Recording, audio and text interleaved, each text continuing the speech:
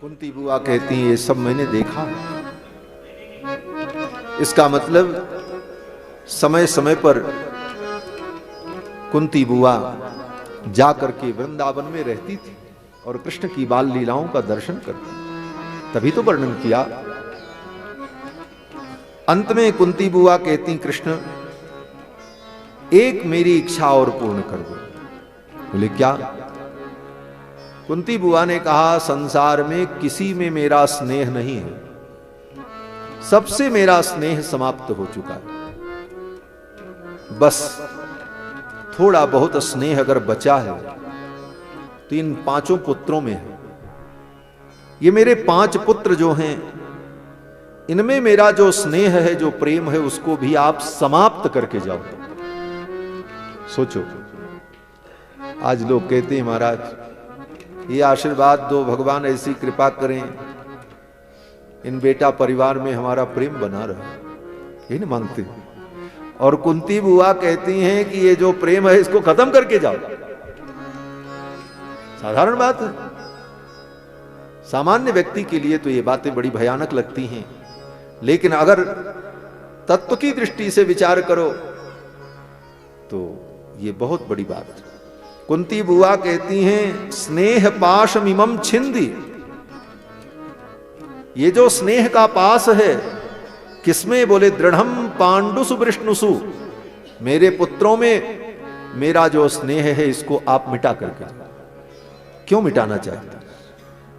मानो कुंती कहना चाहती महाराज मैं चाहती हूं कि मेरे स्नेह का एक ही पात्र हो और वो कृष्ण तुम हो और कोई नहीं।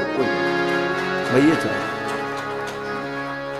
त्वयि में अनन्य विषया, आपको छोड़ करके अन्य में मेरी मति न जाए। त्वयि में अनन्य विषया मतिर मधुपते सकृत। हे मधुपति, भगवान कृष्ण का एक नाम है मधुपति।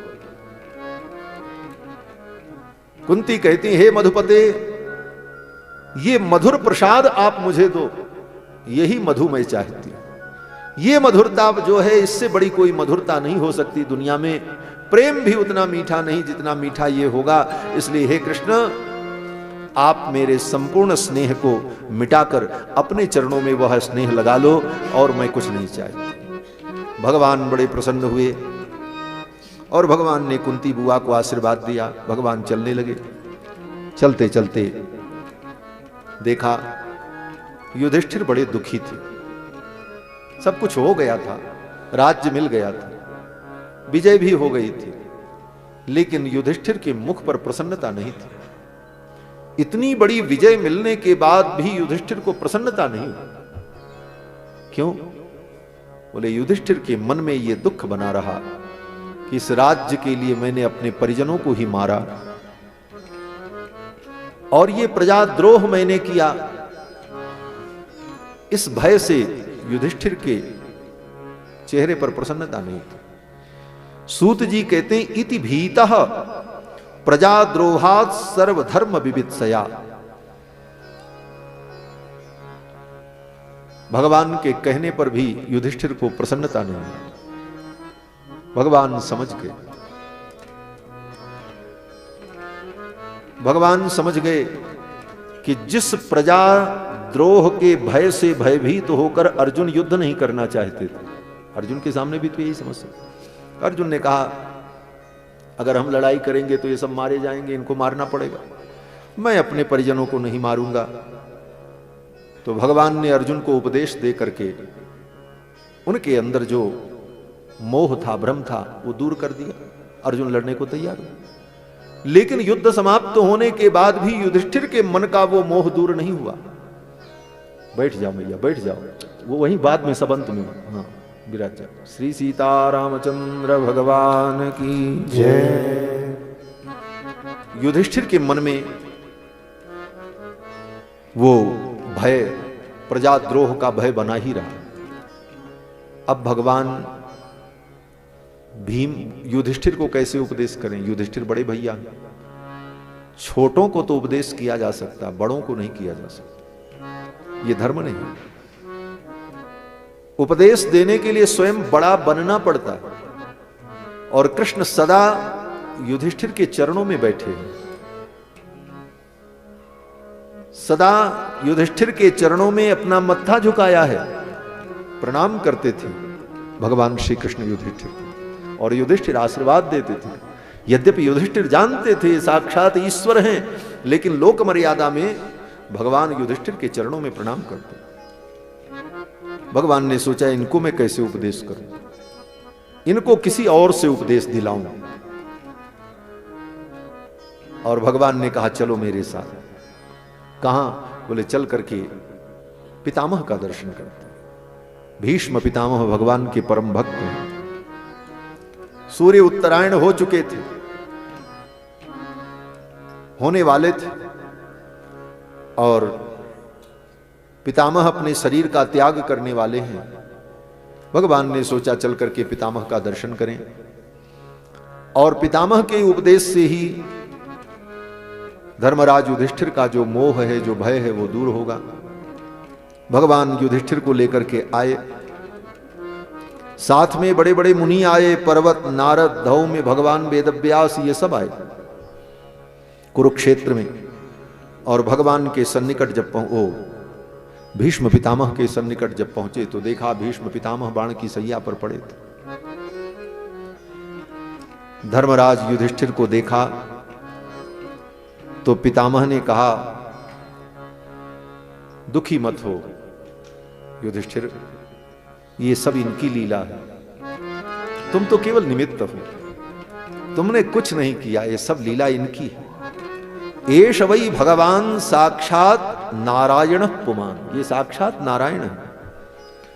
मोहयन मायया लोकम, ये संपूर्ण लोक को अपनी माया से मोहित कर देते हैं। गूढ़श्चरति विष्णु से, और ये गुप्त रूप से वृष्णि वंश में उत्पन्न होकर के विचरण कर रहे हैं भूभार का हरण करने के लिए। अस्यानुभावम भगवान वेद गुह्यतमम शिवः, देवर्षि नारद साक्षात भगवान कपिलो नृप। पितामह कहते हैं इनके स्वरूप को, इनके रहस्य को जानने वाले कौन हैं? बोले वेद, वेद इन्हें जान सकता है। गुह्यतमम, इनके गुह्यतम रूप को भगवान शिव जानते हैं। देवर्षिर नारद, देवर्षि नारद जानते हैं। साक्षात भगवान कपिलो नृप, भगवान कपिल जानते हैं। हे राजन दुखी मत हो, और जिनको तुम अपने मामा का बेटा समझते हो, यम मन्यसे मातुलेयम, मामा के ही बेटे हैं भगवान कृष्ण, युधिष्ठिर के सगे मामा वसुदेव जी, वसुदेव जी की ही बहन है कुंती। पितामह ने कहा यम मन्यसे मातुलेयम, जिसको तुम अपना ममेरा भाई समझते हो, अपना मित्र समझते हो, जिनको सचिव बनाया, दूत बनाया, ये सर्वात्मा है, समदर्शी है, और इनके मति में वैषम्य नहीं है। इस भ्रम में मत रहना कि ये केवल तुम्हारे हैं, तुम्हारे मामा के भाई बेटे हैं इसलिए तुम्हारे हैं, तुम्हारे विशेष हैं, खास हैं, ऐसा नहीं है, ये सबके हैं। तत्कृते मति वैषम्यम, इनके मति में वैषम्य नहीं है, और जो इन्हें भजता है उन सब पर ये कृपा करते हैं, और ये मेरे ऊपर कृपा करने के लिए ही आया। धर्मराज युधिष्ठिर ने पितामह से बहुत सारे प्रश्न किए, उन सारे प्रश्नों का उत्तर दिया पितामह ने, और धर्मराज युधिष्ठिर के पूछने पर पितामह ने विष्णु सहस्त्र नाम का पाठ किया और विष्णु सहस्त्र नाम का उपदेश किया। देखो, अर्जुन को भ्रम हुआ तो भगवान ने उपदेश दिया, गीता सुनाई, और युधिष्ठिर को जब भ्रम हुआ और भय हुआ तो पितामह ने, भगवान के भक्त ने विष्णु सहस्त्र नाम सुनाया। ये दोनों ग्रंथ बड़े महत्वपूर्ण हैं, श्रीमद् भगवत गीता और विष्णु सहस्त्र नाम। ये महाभारत के दो रत्न हैं, और वैष्णव को नित्य गीता और विष्णु सहस्त्र नाम का पाठ करना चाहिए। पूरी गीता न हो तो एक एक अध्याय रोज करना चाहिए। इतना भी न हो तो कम से कम 12वां अध्याय जो भक्ति का अध्याय है उसका पाठ कर लेना और विष्णु सहस्त्र नाम का नित्य पाठ करना चाहिए। भगवान शंकराचार्य कहते हैं, गेयम गीता नाम सहस्रम, गीता और विष्णु सहस्त्र नाम का गान करो। ध्येयम श्रीपति रूप मजस्रम, और भगवान श्रीपति के रूप का ध्यान करो। नेयम सज्जन संगे चित्तम, सज्जनों के संग बैठो, उनमें चित्त लगाओ। देयम दीन जनाय च वित्तम, जो दीन हैं गरीब हैं उनको दान करो। यही कल्याण का मार्ग है। भज गोविंदम भज गोविंदम, गोविंदम भज मूढ़मते। तो ये दोनों ग्रंथ एक भगवान के द्वारा गाया गया और एक भक्त के द्वारा गाया। धर्मराज को उपदेश देते हुए पितामह ने दान धर्म, राजधर्म, मोक्ष धर्म, स्त्री धर्म, इन सारे धर्मों का वर्णन करके समासभ्यास योगतः, समासभ्यास योगतः का मतलब कहीं विस्तार से कहीं संक्षेप में, इन सारे धर्मों का उपदेश पितामह ने धर्मराज युधिष्ठिर को दिया। और तब तक ये उपदेश जब तक चलता रहा तब तक वो दक्षिणायन का समय बीत गया। धर्मम प्रवदतस्तस्य सकालः प्रत्युपस्थितः, पितामह धर्म का जब उपदेश कर रहे थे तब तक वो काल आ गया। कौन सा काल? बोले जिसकी प्रतीक्षा थी युधिष्ठिर को, पितामह को। क्या काल? बोले उत्तरायण। यो योगिनस छंद मृत्योर वांछितस्तुत्तरायण, बड़े बड़े योगी जिस उत्तरायण की प्रतीक्षा करते हैं वह उत्तरायण काल आ गया। जब उत्तरायण काल आ गया तब पितामह ने अपना प्रवचन बंद कर दिया और पितामह ने अपने मन को भगवान गोविंद के चरणों में लगाया। भगवान खड़े थे सामने। कृष्णे लसत पीत पटे चतुर्भुजे, कृष्णे हैं तो कृष्ण, लसत पीत पटे, भगवान पीतांबर धारण किए हुए, लेकिन दो भुजाएं नहीं है, चतुर्भुज है। यद्यपि भगवान लीला में द्विभुज ही रहते हैं, लेकिन पितामह को चतुर्भुज रूप अत्यंत प्रिय था। भले कृष्ण दो भुजाओं में दिखे, लेकिन पितामह जब देखते थे तो उनको चार भुजा ही दिखती थी। चतुर्भुज कृष्ण का ही उन्हें दर्शन होता था। ये तो भक्तों की अपनी भावना है। किसी को दो भुजा अच्छी लगती, किसी को चार भुजा अच्छी लगती, कोई आपत्ति नहीं। हमारे यहां दोनों की मान्यता है। रंगनाथ भगवान दुभुज हैं और रंगनाथ भगवान की जो उत्सव मूर्ति हैं नम पेरुमाल, वो चतुर्भुज है। हमारे आचार्य कहते हैं दुभुज की निष्ठा है तो रंगनाथ भगवान दुभुज हैं, और अगर चतुर्भुज स्वरूप में प्रेम है तो उन्हीं की उत्सव मूर्ति जो नम पेरुमाल हैं वो चतुर्भुज है। दोनों ये कही। पितामह की निष्ठा चतुर्भुज स्वरूप में थी, इसलिए भगवान ने पितामह को जो दर्शन दिया है उस समय चतुर्भुज रूप में दिया। कृष्णे लसत पीत पटे चतुर्भुजे पुरस्थिते मीलित दिग्व्यधारयत, अपनी दृष्टि को भगवान पर टिका दिया और भगवान की बड़ी सुंदर स्तुति की। बोले बाण की सैया पर पड़े पड़े स्तुति कैसे होगी? पीड़ा में तो आंखों से आंसू आने चाहिए, स्तुति कैसे होगी? तो सूत जी महाराज कहते हैं कि तदीक्षयी वासु गता युध व्यथा, भगवान के ईक्षण मात्र से, भगवान की दृष्टि जो पड़ी पितामह के ऊपर, उस भगवान की दृष्टि के पड़ने से ईक्षण मात्र से गता युध व्यथा, जो शरीर में व्यथा थी, गता युध व्यथा, जो व्यथा थी वो चली गई, उसी क्षण सारी व्यथा मिटी। बाण की सैया पर पड़े थे, लेकिन पितामह को लग रहा था कि जैसे मखमल के बिस्तर पर लेटे हुए। कृष्ण की दृष्टि पड़ते ही वो सब दुख दूर। और फिर पितामह ने बड़ी सुंदर स्तुति की। स्तुति तो 11 श्लोकों में है, और इन 11 श्लोकों में जो पितामह ने स्तुति की है, इसमें मुख्य 3 विषय है। पितामह ने अपनी मति को भगवान के चरणों में समर्पित किया, अपनी रति को भगवान के चरणों में समर्पित किया, और भगवान के चरणों को ही अपनी गति समझा। मति, रति और गति। प्रथम श्लोक में कहते हैं कि इति मतिरूपकल्पिता वितृष्णा भगवती सा त्वत्पुंगवे विभूम्नि। हे कृष्ण, आज मैं आपको कुछ समर्पित करना चाहता हूं। क्या समर्पित करना चाहता?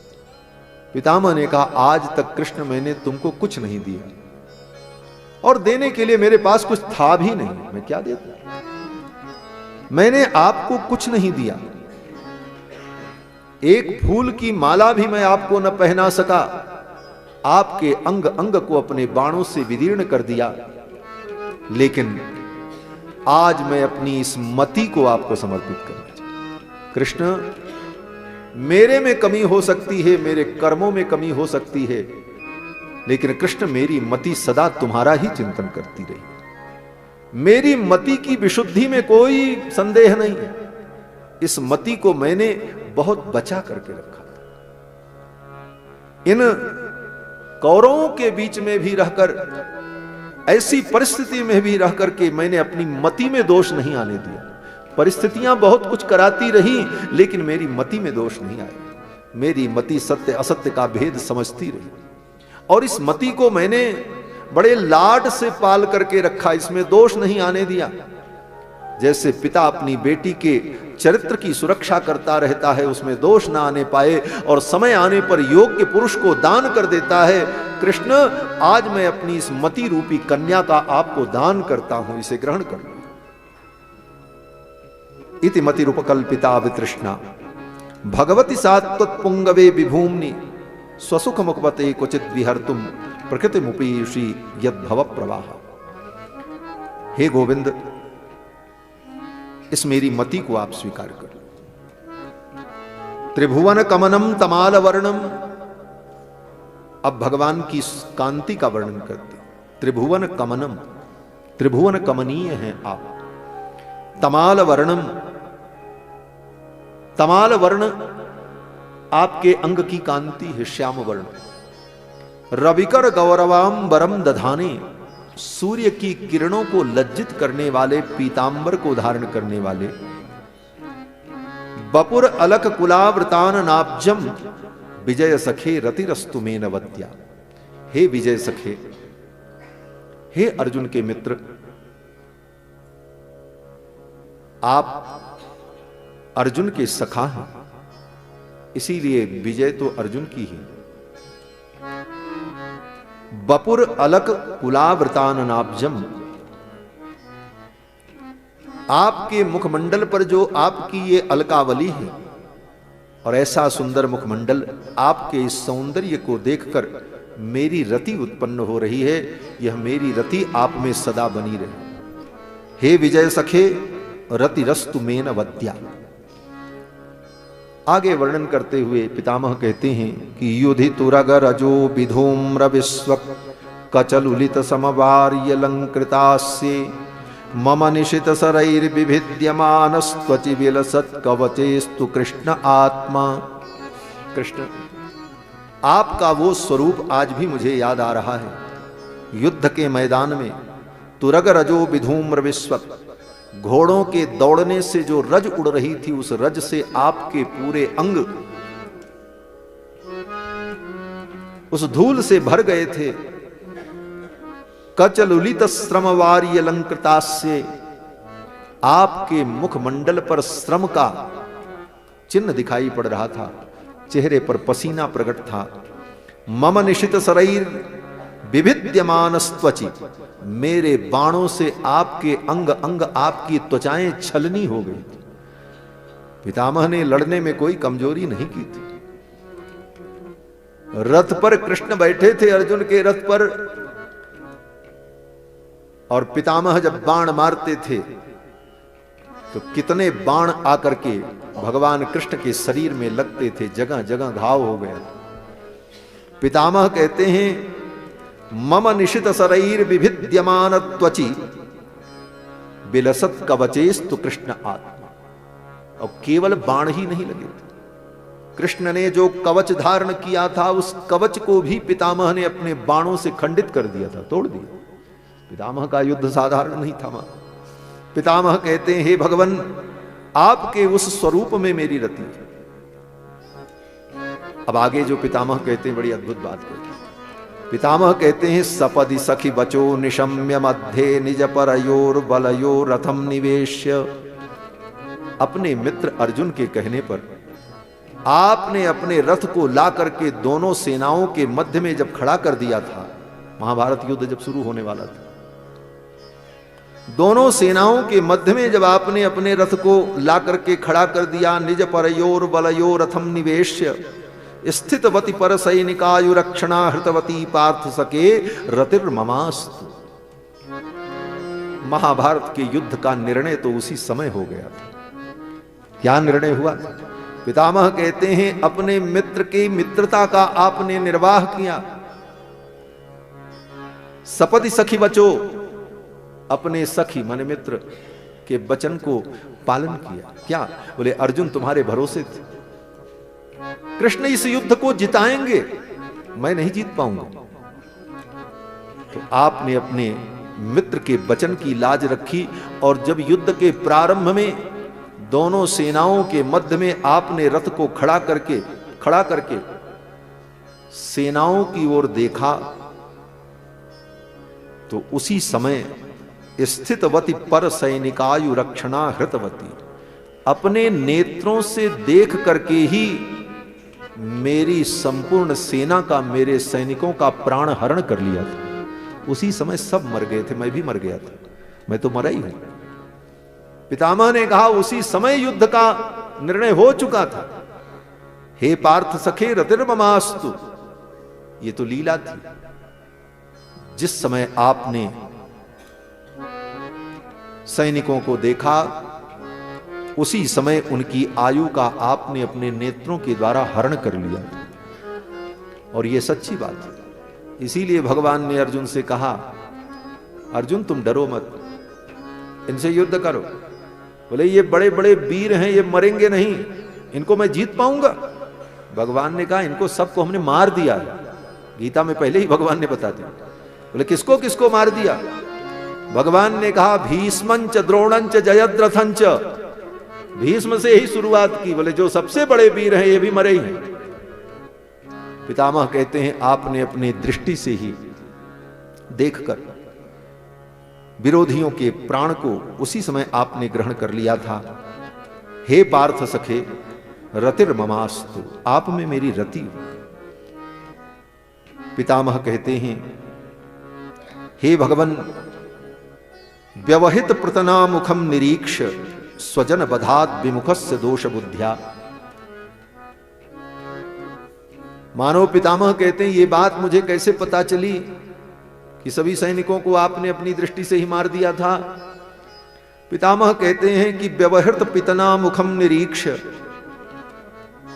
अर्जुन के मुख को देखकर जब अर्जुन को मोह हो गया, स्वजन बधात विमुखस्य दोष बुद्ध्या, अपने स्वजनों के वध में दोष दिखाई पड़ने लगा अर्जुन को, उस समय आपने कुमतिम अहरत आत्मविद्या, आत्मविद्या का उपदेश देकर के गीता में आपने अर्जुन की कुमति का हरण किया। उसी समय आपने कहा मैं जानता हूं हे भगवान, आपका वह स्वरूप मुझे अभी भी याद आ रहा है। कौन सा स्वरूप? बोले स्वनिगमम अपहाय, अपनी प्रतिज्ञा को छोड़कर मत प्रतिज्ञामृतमधिकर तुम अवप्लुतो रथस्थः, अपनी प्रतिज्ञा को छोड़कर मेरी प्रतिज्ञा को सत्य करने के लिए आप रथ से कूद गए। धृत रथ चरणों, रथ के टूटे हुए पहिए को लेकर हमें मारने के लिए दौड़े। उस समय आपका पीतांबर आपके कंधे से गिर गया था। शायद आपको न पता हो तो अभी मैं बता रहा हूं। पितामह कहते हैं आपका पीतांबर आपके कंधे से गिर गया, हंतुमिभं गतोत्तरीयः। आपको अपने पीतांबर की संहार नहीं थी, आपका पीतांबर भूमि पर लसट रहा था। भूमि पर क्यों लथड़ रहा था? मानो भूदेवी आपके पीतांबर को पकड़ करके रोकने का प्रयत्न कर रही थी, कृष्ण रुक जाओ। क्यों? बोले कृष्ण, अगर आप अपनी प्रतिज्ञा छोड़ दोगे तो फिर संसार का क्या होगा?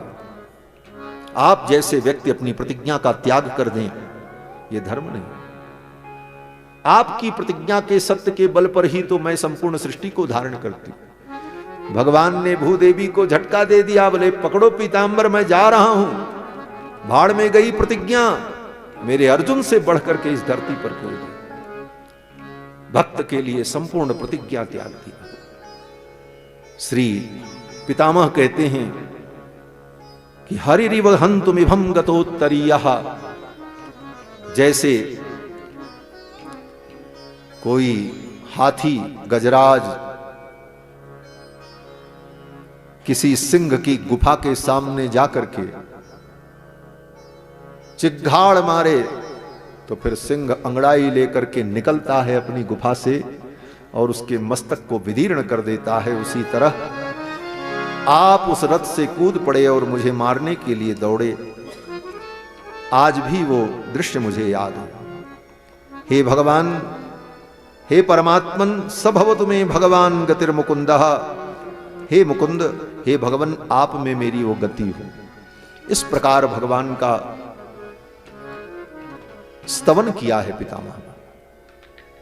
इन सारे भावों को श्री सूरदास जी ने अपने एक पद में कहा, वा पटपीत की फहरान, वा पटपीत की फहरान, कर धरि चक्र चरण की धावनी, नहीं बिसरत वह बान।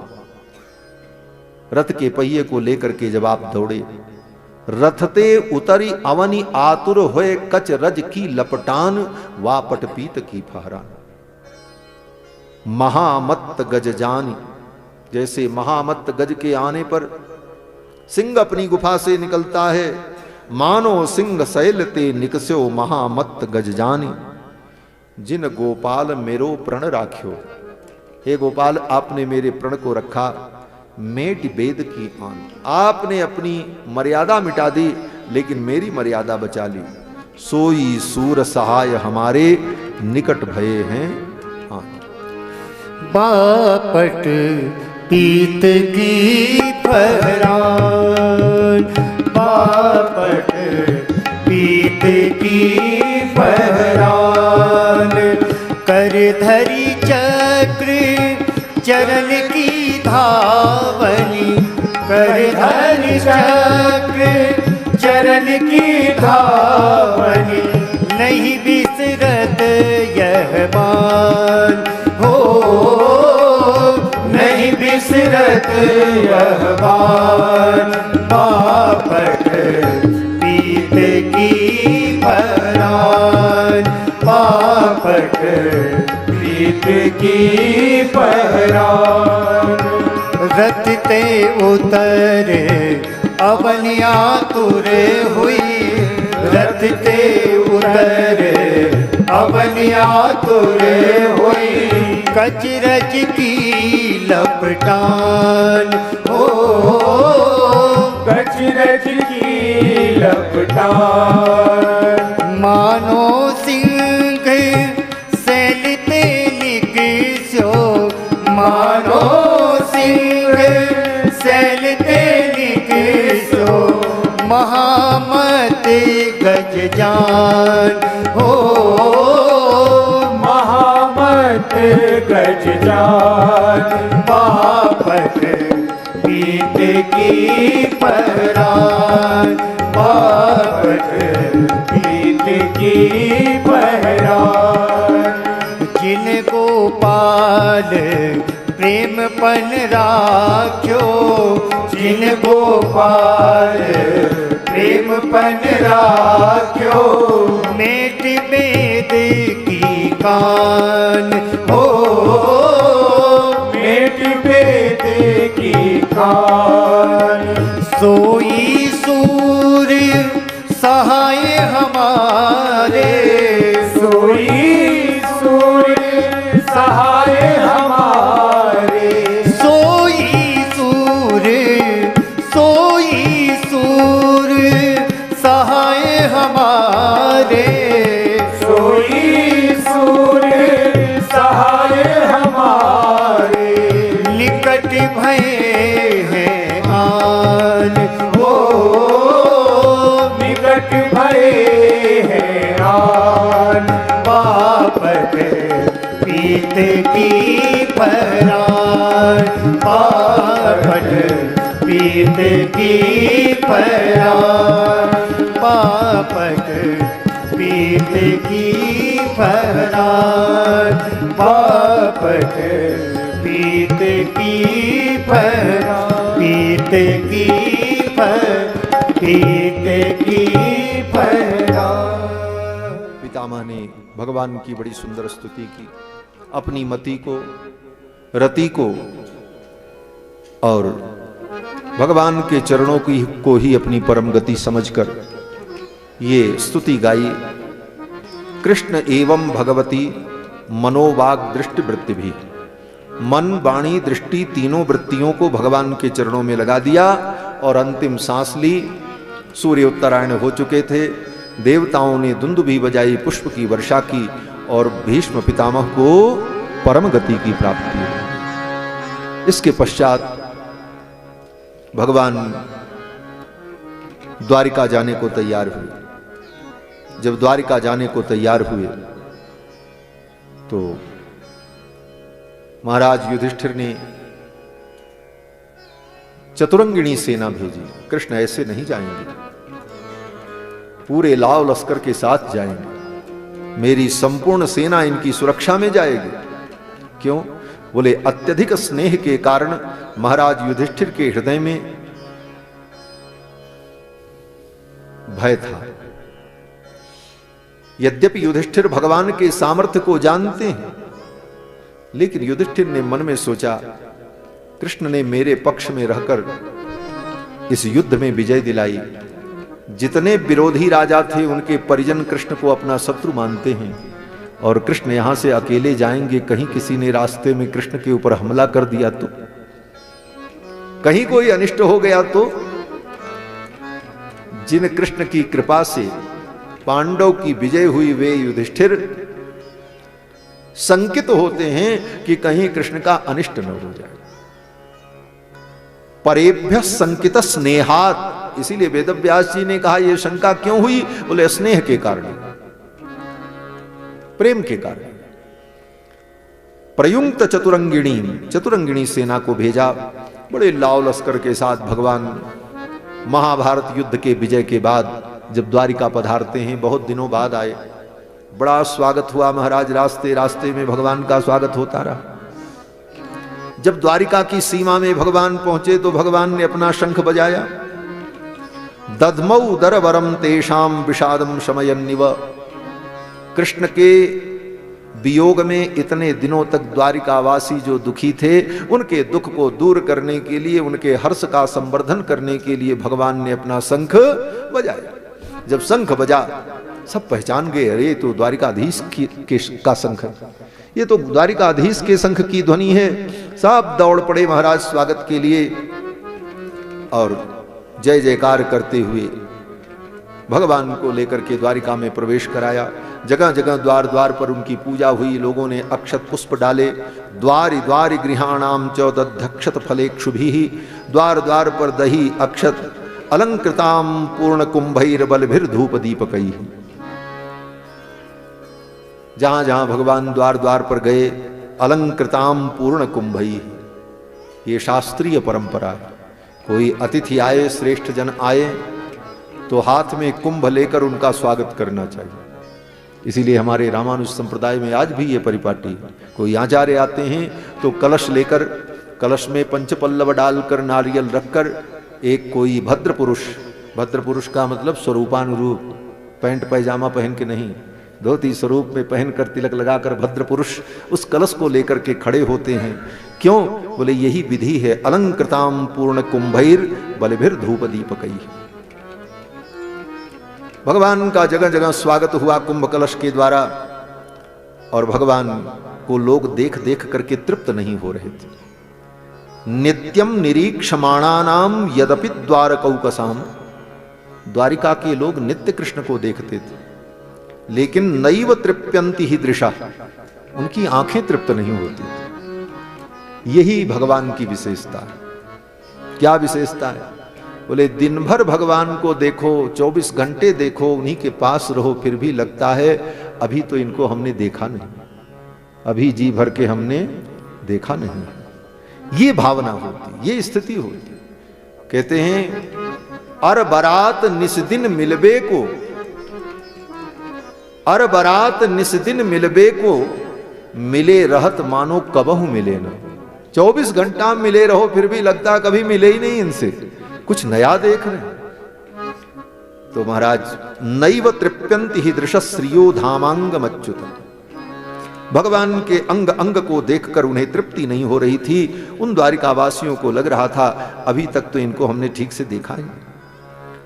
ये सब तो आनंद चल ही रहा था। भगवान रथ से उतरे और रथ से उतर करके भगवान ने महल में प्रवेश किया। किसके महल में प्रवेश किया? अपने महल में, रुक्मिणी के महल में, सत्यभामा के महल में? बोले नहीं, मर्यादा देखो कृष्ण की।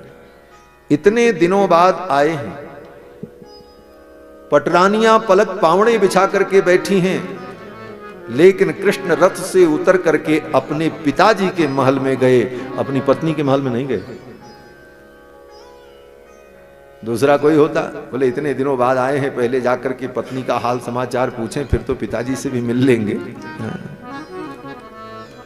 लेकिन कृष्ण ने मर्यादा निभाई। प्रविष्टस्तु गृहम पित्रोह परिस्वक्त स्वमातृभि, पिताजी के महल में गए और पिताजी को प्रणाम किया। बवंदे सिरसा सप्त देवकी प्रमुखामुदा, और अपनी सातों माताओं को भगवान ने प्रणाम किया। कृष्ण भगवान की 7 माताएं, जिसमें एक तो मां थी, बाकी सब मौसी थी, मौसी भी थी, सब बहनें थी। उसके अलावा भी और माताएं उनकी थी। वसुदेव जी के कुल 18 विवाह हुए थे।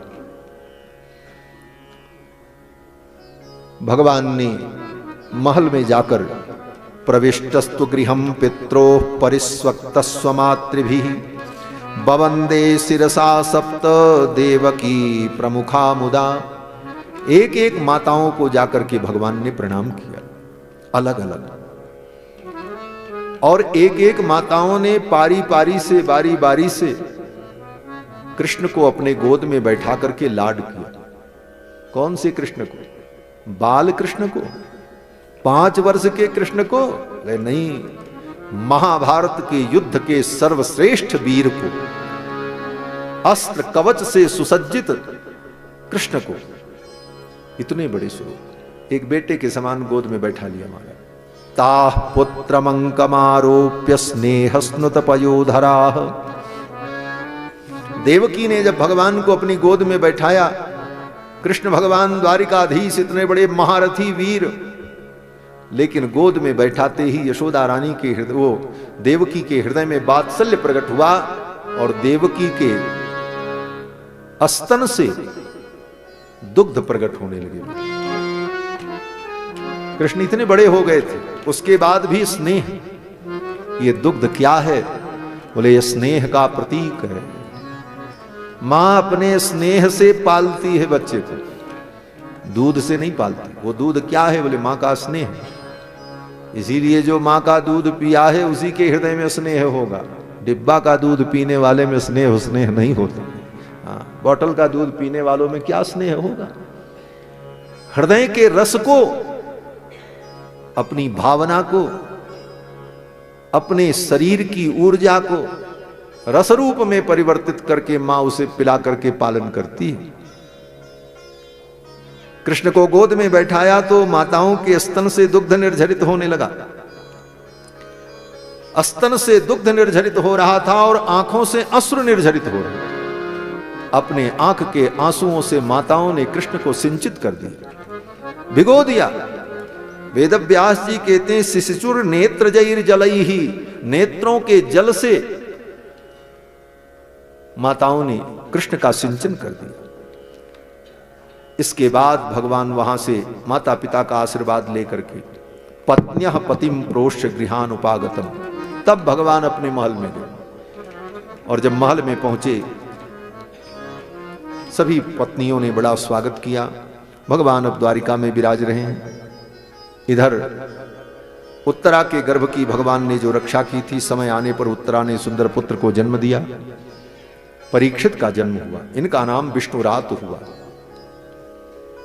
धौम्य महर्षि इनके पुरोहित थे। धौम्य महर्षि ने बालक का नाम रखा विष्णुरात। विष्णुरात नाम क्यों पड़ा? बोले भगवान विष्णु ने इनकी रक्षा की। राति रक्षति, भगवान विष्णु। बोले हां, कृष्ण भगवान कौन है? भगवान विष्णु ही तो। और गर्भ में जाकर के उस बालक की रक्षा की, इसीलिए परीक्षित का नाम विष्णुरात पड़ा। परीक्षित का नाम है विष्णुरात। विष्णुरात परीक्षित का जन्म हुआ और बड़ा उत्सव मनाया गया। बड़ी खुशी हुई, आनंद हुआ। क्यों? बोले वंश में एक बालक आया, यही वंश का विस्तार करेगा, इसलिए सभी लोग बड़े प्रसन्न हुए। कितनी प्रसन्नता हुई? बोले पार्थ प्रजापिता साक्षात इक्ष्वाकुरिव मानवः ब्रह्मण्यः सत्य संध्यश्च रामो दाशरथिर्यथा। जैसे राम जी के जन्म लेने पर दशरथ जी को प्रसन्नता हुई, उसी प्रकार कहते हैं ना, बिना राम जी की कथा के कुछ कथा होगी नहीं। अयोध्या की बात तो आएगी ही आएगी, बिना अयोध्या की चर्चा के भागवत कैसे? कहते हैं कि ब्रह्मण्यः सत्य संध्यश्च रामो दाशरथिर्यथा। जैसे राम जी इक्ष्वाकु कुल में उत्पन्न हुए और शरणागत वत्सल हैं, उसी प्रकार ऐसे पवित्र वंश में परीक्षित का जन्म हुआ और फिर सब लोग बड़े प्रसन्न हुए। धीरे धीरे महाराज परीक्षित बड़े हुए और समय आने पर महाराज परीक्षित राजा बने। ये राजा कब बने? बोले कुछ दिन बाद महाराज युधिष्ठिर ने अर्जुन को भेजा कि द्वारिका जाओ, कृष्ण का संदेश ले आओ। अर्जुन द्वारिका आए और उसी समय भगवान ने अपनी लीला का संवरण किया। द्वारिका पूरी समुद्र में डूब गई। सभी यदुवंशी आपस में लड़ करके मर गए। भगवान ने भी अपनी लीला लिया। ये सब घटना अर्जुन के सामने हुई। रोते बिलखते अर्जुन लौट करके आए। जब आए तो युधिष्ठिर ने देखा, पूछा क्या हो गया तुमको? तुम इतने दुखी हो, तुम्हारे चेहरे की कांति समाप्त हो गई, मुखमंडल की कांति समाप्त हो गई, क्या कारण है? कश्चित् त्वं ब्राह्मणं बालम गाम वृद्धम रोगिणम स्त्रियम। क्या तुम्हारे द्वारा ब्राह्मण की हत्या हो गई? ब्रह्म हत्या लग गई? बालम, किसी बालक की तुमने हत्या की है? गाम, क्या तुम्हारे द्वारा गोहत्या हो गई? अथवा किसी वृद्ध और रोगी की हत्या हो गई? कौन सा पाप तुम्हारे द्वारा हो गया कि तुम्हारे मुख की एकांति नष्ट हो गई? अर्जुन ने कहा कोई पाप नहीं हो, हम वंचित हो गए। वंचितो हम महाराज, हे महाराज हम तो वंचित हो गए, ठग गए, ठग लिया। बोले किसने ठगा? अर्जुन ने कहा हरिणा बंधु रूपिणा। ये भगवान श्री हरि जो बंधु बन करके आए थे, हमारे स्वजन बन करके आए थे, हमको ठग लिया, चले गए। हमें छोड़कर चले गए। एन में पहृतम तेजो देव विश्वास नम्ह, मेरा संपूर्ण तेज उनके साथ चला गया। फिर तो युधिष्ठिर ने पूछा तो अर्जुन ने सब कुछ बताया रो रो कर। भगवान कृष्ण के सुधाम गमन का वृत्तांत सुनकर युधिष्ठिर ने भी कहा, अब हम लोग भी धरती का त्याग कर दो। अभिमन्यु के पुत्र महाराज विष्णुरात को परीक्षित को बुला करके सिंहासन पर बैठा दिया, सिंहासन सौंप दिया। पांचों पांडव अपने अग्निहोत्र की अग्नि को अपने हृदय में आरोपित करके श्वेत वस्त्र धारण करके अपने बालों को खोलकर नंगे पांव अन्न जल का त्याग करके पैदल चल पड़े। कहां के लिए? स्वर्गारोहण के लिए। और वहां से चलकर इन पहाड़ों के रास्ते रास्ते यहां तक बद्रीनाथ धाम तक आए। इसके आगे स्वर्गारोहण किया है। क्रमशः अपने अपने शरीर को त्याग दिया। सशरीर केवल युधिष्ठिर स्वर्ग गए और इस प्रकार पांडवों का स्वर्गारोहण हुआ। फिर तो महाराज परीक्षित राजा बन गए। धर्म पूर्वक महाराज परीक्षित ने प्रजा का पालन किया और 3 अश्वमेध यज्ञ किया, दिग्विजय किया। दिग्विजय में जहां जहां महाराज परीक्षित गए अपने पूर्वजों का वर्णन सुनकर, पांडवों की महिमा को सुनकर के बड़े प्रसन्न हुए। सब लोग महाराज परीक्षित को देखने आए थे। चलो चलो परीक्षित आए हैं। ये कौन परीक्षित? बोले पांडव के पौत्र हैं। कृष्ण ने जिनको अपनी गोद में खिलाया है। हमने कृष्ण को नहीं देखा, लेकिन कृष्ण जिसकी गोद में खेले उसे तो देख लें। ऐसी चर्चाएं करते हुए लोग आकर के महाराज परीक्षित का दर्शन करते थे और लोग वस्तुएं भेंट करते थे, उपहार देते थे। परीक्षित ने दिग्विजय किया है और फिर उसी दिग्विजय के क्रम में कलयुग मिला। कलयुग को छोड़ दिया। वो कथा कल प्रसंग में बात आ गई थी। महाराज परीक्षित ने कलयुग को छोड़ दिया क्योंकि कलयुग ने शरणागति कर ली। बाद में महाराज परीक्षित एक दिन मृगया करने के लिए, शिकार करने के लिए गए। जंगल में भूख प्यास से व्याकुल भटक गए थे। एक महात्मा की कुटिया में गए, पानी मांगा। महात्मा ने कोई उत्तर नहीं दिया। महात्मा समाधि में थे। महाराज परीक्षित ने देखा वहीं पर एक मरा हुआ सांप पड़ा था। अपने धनुष के कोने से उस सांप को ऐसे उठाया, उठा करके गले में डाल दिया। चले आए। मन में बड़ा खेद हुआ और आने के बाद जब श्रम निवृत्त हुआ तो बड़ा पश्चाताप हुआ, मैंने क्या किया। एक महात्मा के गले में, एक ब्राह्मण के गले में मृत सर्प डाल दिया और इधर उन महर्षि के पुत्र श्रृंगी महर्षि बालक श्रृंगी आए, देखा पिता के गले में सांप पड़ा हुआ। पूछा, विद्यार्थियों ने कहा एक राजा आया था, ऐसे ऐसे करके चला गया। वो श्रृंगी को बड़ा दुख हुआ कि मेरे पिता का राजा ने अपमान किया। अहो अधर्म पालानाम पीबनाम बलिभुजामिव स्वामिन्यघम यद्दासानाम द्वारपानाम शुनामिव। राजा ने ये अधर्म किया है। और उस बालक ने कहा, अब तो कृष्ण चले गए हैं ना, अब तो राजा लोग अधर्म करेंगे ही। कृष्णे गते भगवती शास्त्रयुत्पथ गामिनाम। सब पर शासन करने वाले कृष्ण चले गए, अब तो हर व्यक्ति स्वतंत्र हो गया। राजा भी अधर्म करे तो कौन बड़ी बात। यही सब कह करके श्रृंगी दुखी हो रहे थे और उसी समय क्रोध में श्रृंगी ने शाप दे दिया। इति लंघित मर्यादम। राजा ने मर्यादा का लंघन किया। तक्षक सप्तमे हनि। आज के ठीक 7वें दिन तक्षक नाग राजा को काट ले। दंक्षति स्म। तक्षक नाग दंश करेगा, काटेगा।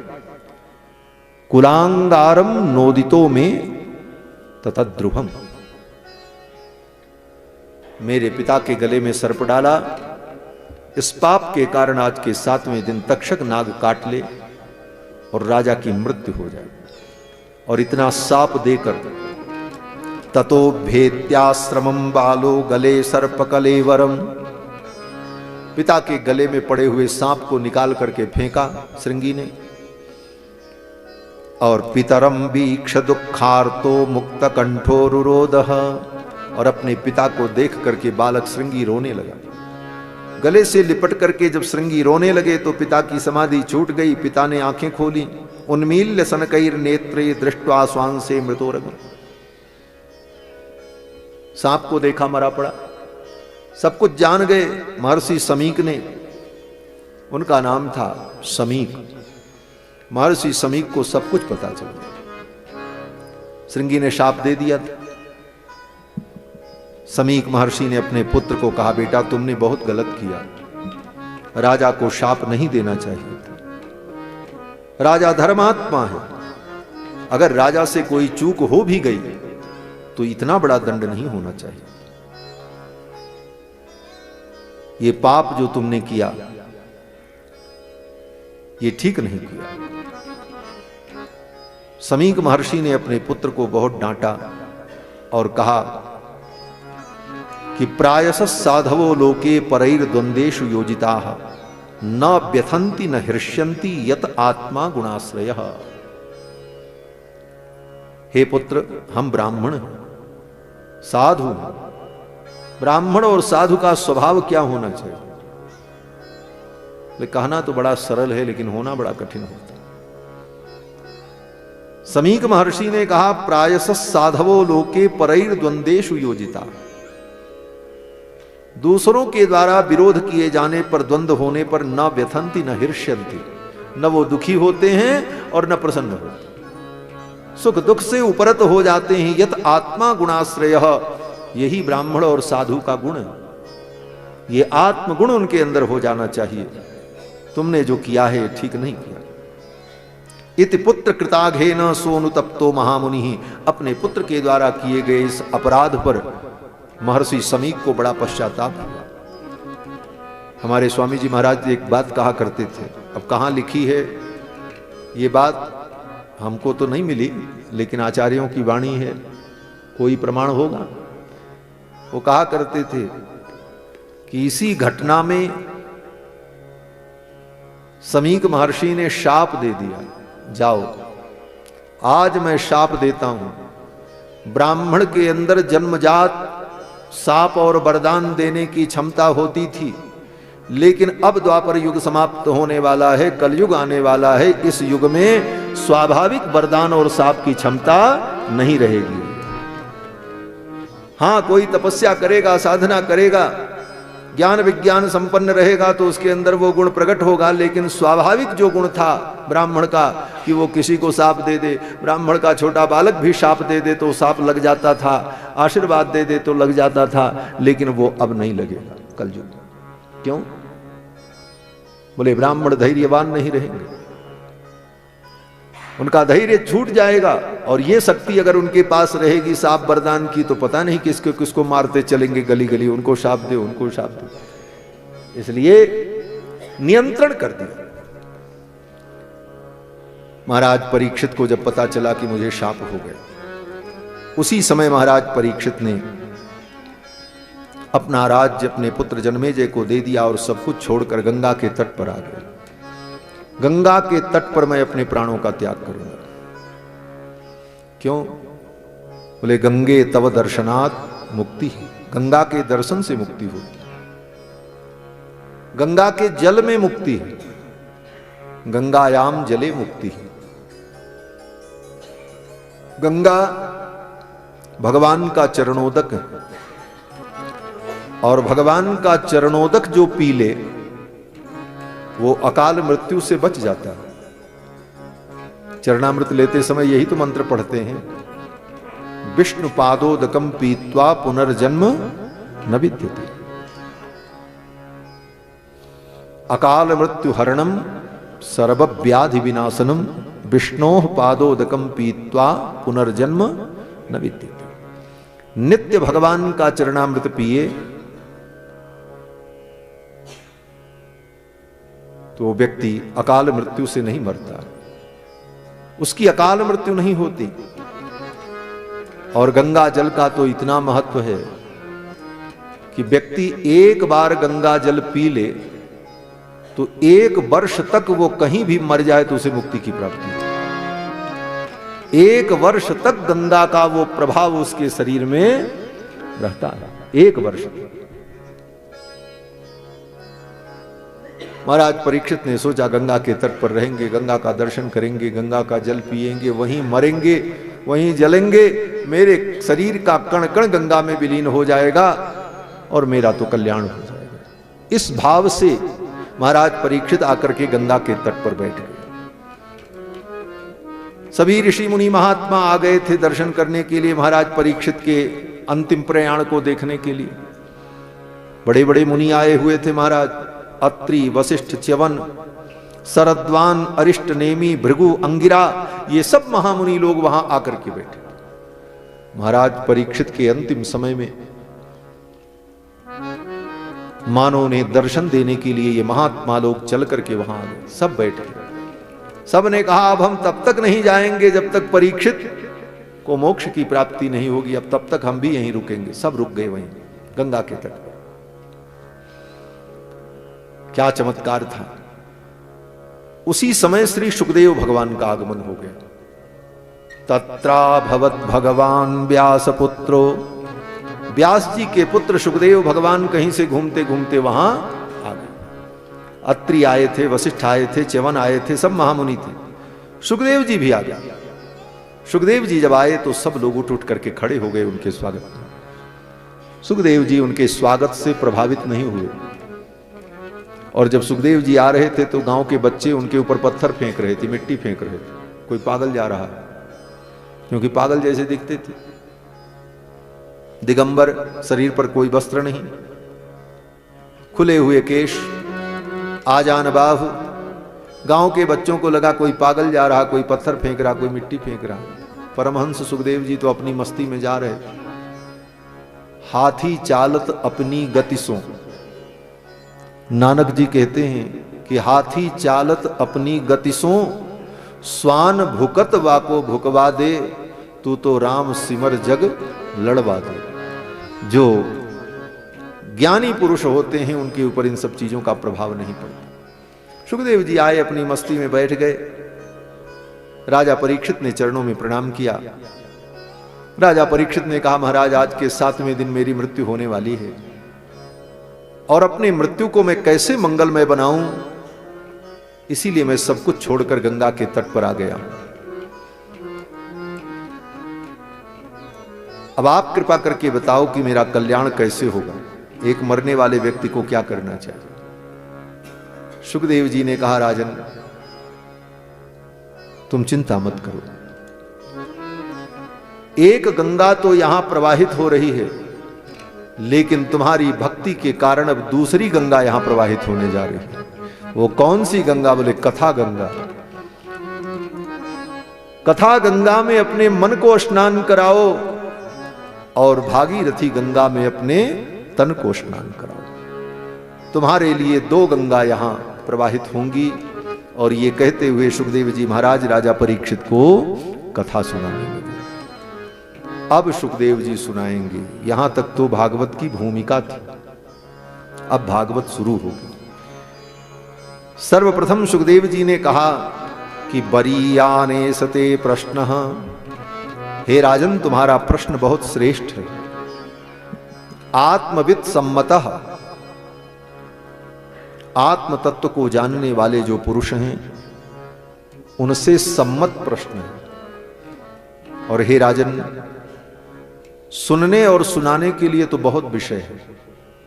राजा परीक्षित से सुखदेव जी ने यही कहा, श्रोतव्यादीनि राजेंद्र नृणाम संति सहस्रशः। सुनने के लिए हजारों विषय हैं।